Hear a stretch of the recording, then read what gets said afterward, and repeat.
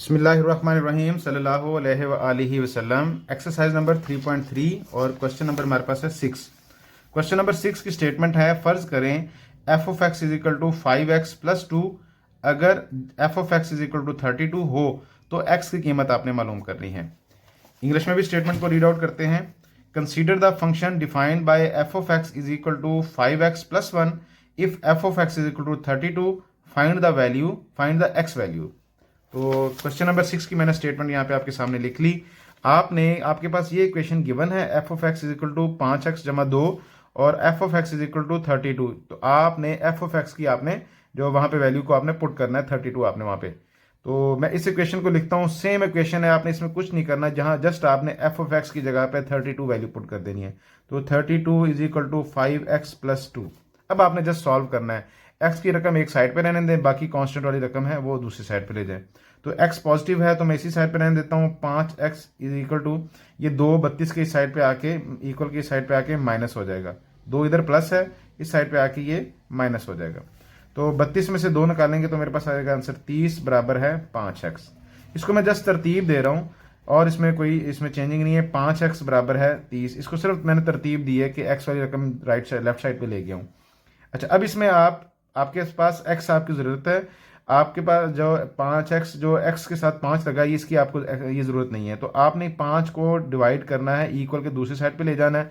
2 तरीके हैं, आप इसको डायरेक्ट ले जाएं या आप ऐसे कह लें कि मैंने इस साइड पे भी 5 से डिवाइड कर दिया, इस साइड पे 5 से डिवाइड कर दिया। तो ये 5 से, तो मेरे पास यहाँ पे इसका आंसर आएगा 6। तो this implies x is equal to मेरे पास आंसर आता है 6। उसके बाद क्वेश्चन नंबर 7 इसके साथ ही ऐड करेंगे। क्वेश्चन नंबर 7, जैसे आपने question number 4 and question number 5 आपने सॉल्व किए, वहां पे जस्ट रकम स्टेटमेंट जो थी उसमें ए और बी की वैल्यूज होती थी, यहाँ पे उसने ए और बी की जगह पे सी और डी है। बकिया सेम टू सेम मेथड है। तो स्टेटमेंट को रीड आउट करते हैं। फर्ज करें f of x is equal to c x square plus d, जबकि सी और डी मुस्तकिल आदाद हैं। अगर f of 1 is equal to 6 और f of -2 is equal to 10 हो तो सी और डी की कीमतें मालूम करें। तो सेम लाइक इक्वेशन जो अपनी स्टेटमेंट है इंग्लिश में भी रीड आउट करते हैं। Consider the function f of x is equal to c x square plus d where c and d are constant numbers. If f of 1 is equal to 6 and f of -2 is equal to 10 then find the values of c and d. तो statement को मैं एक दफा यहाँ पे paper पे लिख लेता हूं। तो स्टेटमेंट हमारे पास है f of x is equal to c x square plus d. ये आपके पास इक्वेशन है जो आपके पास फंक्शन दिया गया है, और उसमें जो वैल्यूज दी हैं f of 1 is equal to 6 और f of -2 is equal to 10। तो जहां पे अब हम इस मसावत को हल करेंगे और मसावत को हल करके इसमें से सी और डी की वैल्यूज को निकालेंगे।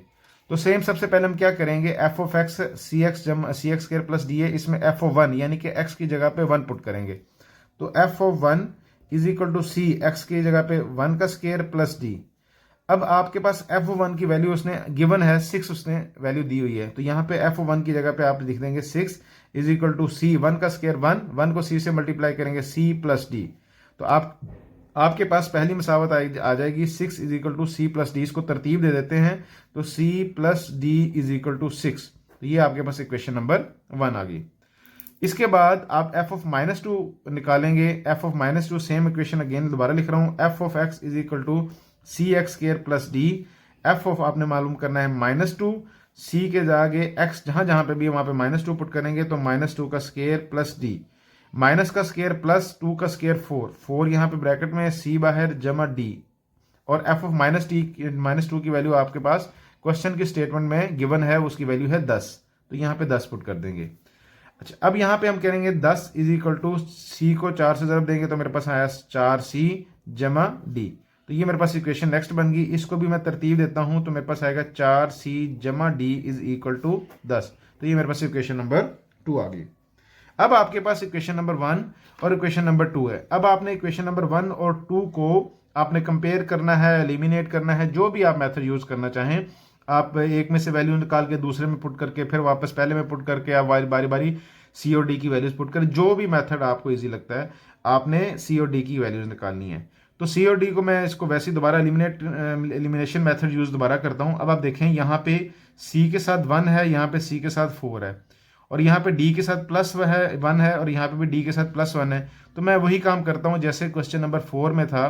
तो मैं इक्वेशन 1 और इक्वेशन 2 इन दोनों का मैं डिफरेंस ले लेता हूँ।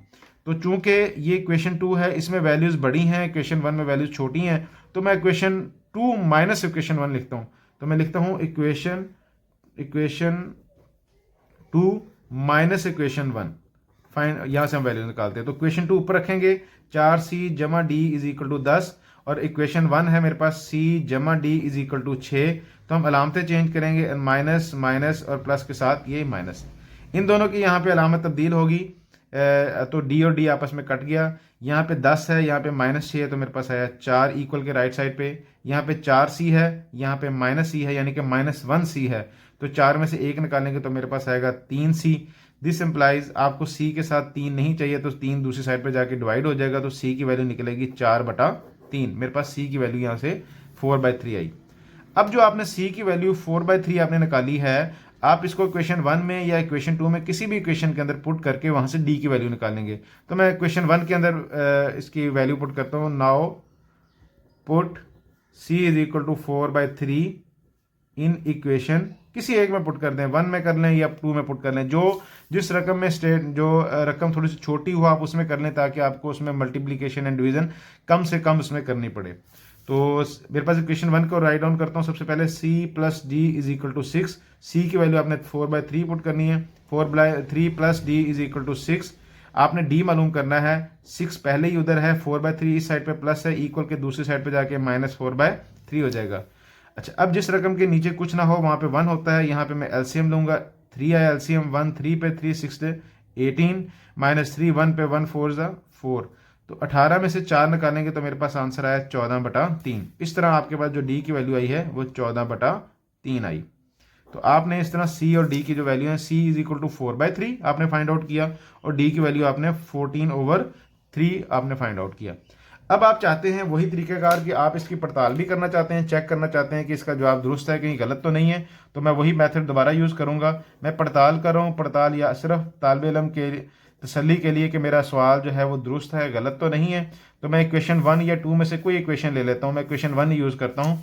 तो c plus d is equal to 6, c की वैल्यू आपके पास 4/3 प्लस डी की वैल्यू आपके पास 14/3 इज इक्वल टू 6।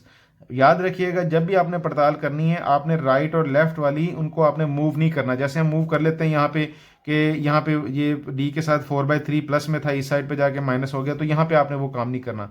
तो आपने राइट वाली राइट पे ही लेके आते रहना है, लेफ्ट वाली लेफ्ट पे ही, और आपने दोनों साइड्स को इक्वल करना है। तो यहाँ पे एलसीएम लेंगे, मेरे पास एलसीएम है 3 3 1 4 प्लस 3 1 1 4 14, तो मेरे पास 6 आया। तो 14 प्लस 4 मेरे पास है 18/3 इज इक्वल टू 6, और 18/3 की वैल्यू जब मैं इसको डिवाइड करूंगा तो मेरे पास 3 6 18 आता है, तो 6 इज इक्वल टू 6। तो मेरे पास यहाँ पे देखें 6 इज इक्वल टू 6, दोनों साइड्स बराबर आ गई हैं। इस तरह इसका मतलब ये हुआ कि मैंने जो c और d की जो वैल्यूज फाइंड आउट की हैं वो मेरे पास दुरुस्त हैं। और इस तरीके से आपकी जो एक्सरसाइज नंबर 3.3 है, इसका क्वेश्चन नंबर 7 कंप्लीट हो गया, और क्वेश्चन नंबर 7 के कंप्लीट होने के साथ ही एक्सरसाइज 3.3 भी यहाँ पे कंप्लीट हो गई। अस्सलाम वालेकुम।